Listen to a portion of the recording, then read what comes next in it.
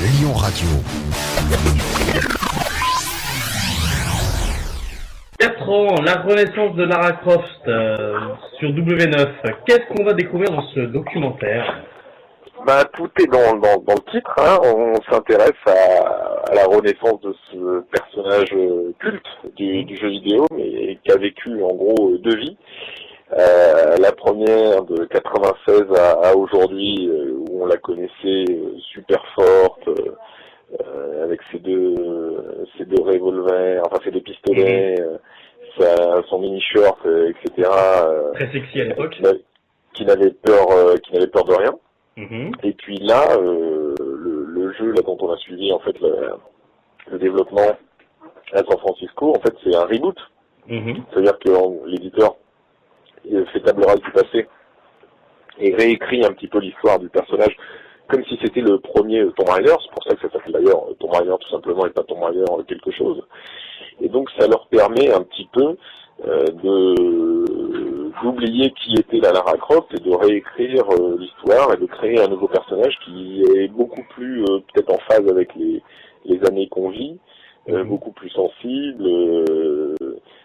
beaucoup plus réaliste finalement que ne l'était la première Lara Croft, qui était vraiment un personnage purement de fiction. Donc là on découvre une fille de 21 ans qui ressemble à n'importe quelle étudiante et qui va souffrir par ce qui va lui arriver, qui va morfler et qui va devoir se construire et devenir le personnage qu'on a connu il y a 15 ans, quoi. Voilà, donc c'est vraiment une renaissance, quoi. Est-ce que ça a été dur à présenter ce genre d'émission, de documentaire sur W9, ou au contraire W9 a tout de suite accepté de le mettre en diffusion?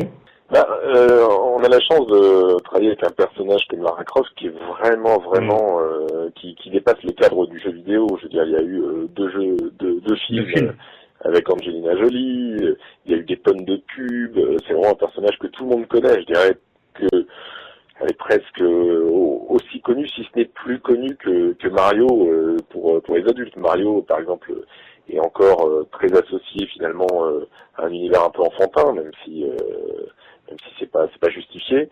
Lara Croft, c'est un personnage de fiction, c'est comme James Bond. Donc voilà, dès lors qu'on s'intéresse plus au personnage qu'au phénomène des jeux vidéo, non, on n'a pas eu de difficulté à convaincre W9. C'est un personnage ultra connu, quoi. C'est quand même quelque chose d'assez rare de trouver sur une chaîne un documentaire sur un jeu vidéo. On a plein d'émissions comme GameX entre autres sur MCM que tu produis d'ailleurs, et c'est vrai qu'il est très rare de trouver sur une chaîne, de la chaîne de la TNT, de trouver des documentaires. Est-ce que ça peut ouvrir une porte peut-être justement pour peut-être que via votre société de production qui est Bouyaka, mettre en avant d'autres projets comme ceci? On voit souvent des documentaires sur des coulisses de films, sur les chaînes de télé. Là, c'est un peu la même chose, quoi, hein. C'est-à-dire que on rentre dans les coulisses de la création d'un jeu vidéo avec une approche le plus grand public possible. C'est pour ça qu'on s'intéresse plus aux personnages qu'aux jeux vidéo. On a voulu savoir comment ils avaient créé, comment cette nouvelle Lara Croft, où ils sont allés chercher leurs sources d'inspiration, et pour le physique et pour l'animation du personnage. Après d'autres documentaires, oui, là on vient de produire un documentaire sur les coulisses du e-sport, hein, le sport électronique, avec un portrait de Bruce Granek, qui est le champion FIFA. Là c'est pareil, c'est passé hier sur Game One. Ça doit être un documentaire, c'est quelque chose de très accessible parce qu'on parle de foot. Donc l'idée c'est quand même, pour rencontrer le plus grand public possible à la télé, lorsqu'on fait des documentaires dédiés à un jeu vidéo ou à un type de jeu, c'est d'avoir une approche la plus accessible possible, qu'on ne s'intéresse pas seulement aux gamers. Donc quand on parle de FIFA, le foot, tout le monde connaît les règles. Quand on parle de Tomb Raider, Lara Croft, je pense que tout le monde la connaît. Donc voilà, on est aidé par des sujets qui sont quand même des sujets super grand public pour la télé, quoi. J'imagine que tu as eu l'occasion de tester ce nouveau Tomb Raider. Pas vraiment. J'ai joué la première heure en gros, que j'ai trouvé vraiment canon.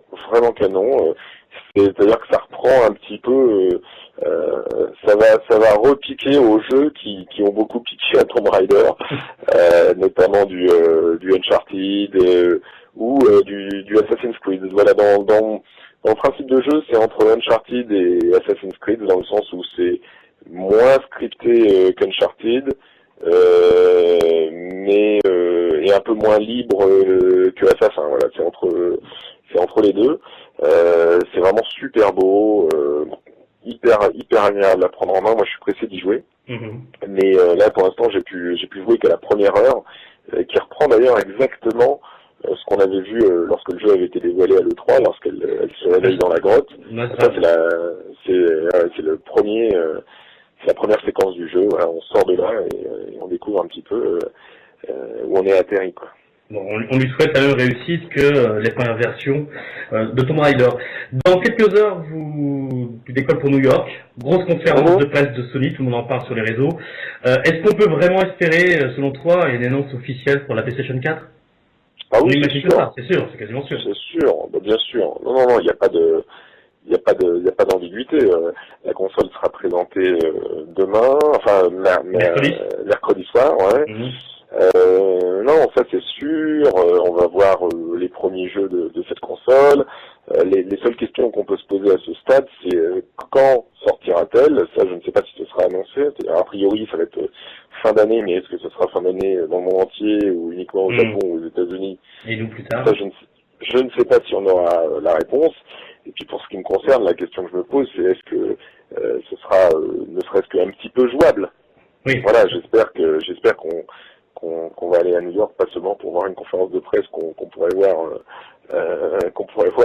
sur le web, comme tout le monde va pouvoir le faire, mais également j'espère qu'on pourra accéder aux développeurs, discuter avec les premiers développeurs qui bossent sur cette machine, et puis également peut-être, j'espère l'avoir tourné en live, quoi. Tu nous prépares un petit docu, un petit quelque chose autour de ça justement? En tout cas, au minimum un reportage sur dans nos émissions et puis sur mon blog, quoi. D'accord. Bon. Voilà, je pense qu'il est un peu tôt pour faire un docu juste sur cet événement, mais en tout cas, on va le traiter sous forme de reportage, et puis j'espère qu'on pourra avoir le maximum d'interviews, de rencontres avec des développeurs qui seront présents là-bas pour défendre leur premier jeu, quoi. Apparemment, Sony vient d'annoncer aussi une baisse de prix sur la PS Vita, leur console portable, donc il y a apparemment du mal un petit peu à se lancer.